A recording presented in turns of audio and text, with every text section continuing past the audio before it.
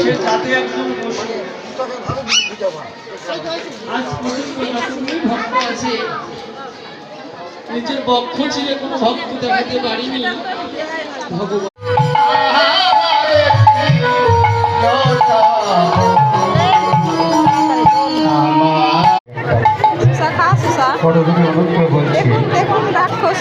আগামীকাল ভোগ মহোৎসব হবে এখানে। তো যা হোক, কোনো ভক্ত যদি ভোগের সোনা নিতে চান,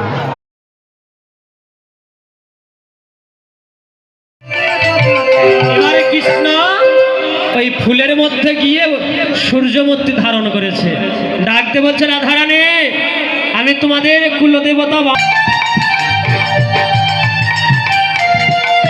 সংকল্প সংকল্প সবার নামে দেব।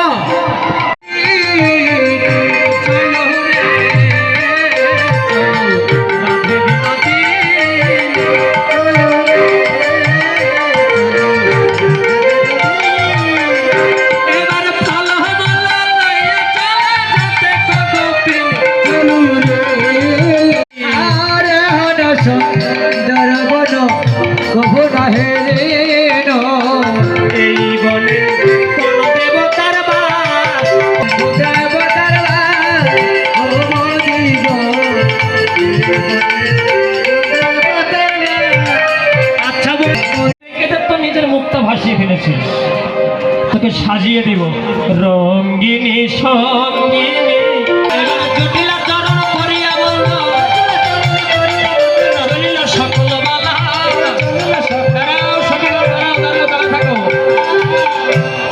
এবার সকল সখী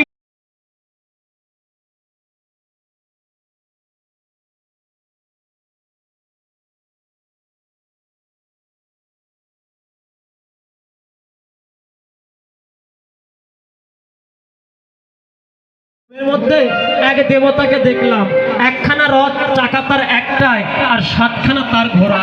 ওই রথের পরে একজন দেবতা বসা, ডাকতে বলছে রাধে আমি তোমার কুলের কুলদেবতা, নাম সূর্যদেব, আমার পূজা করলে তোমার সকল বিপদ যাবে।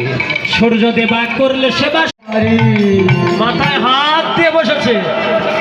কি বললে বৌমা, এত বড় অলক্ষণে কথা আগে বলতে পারলে না?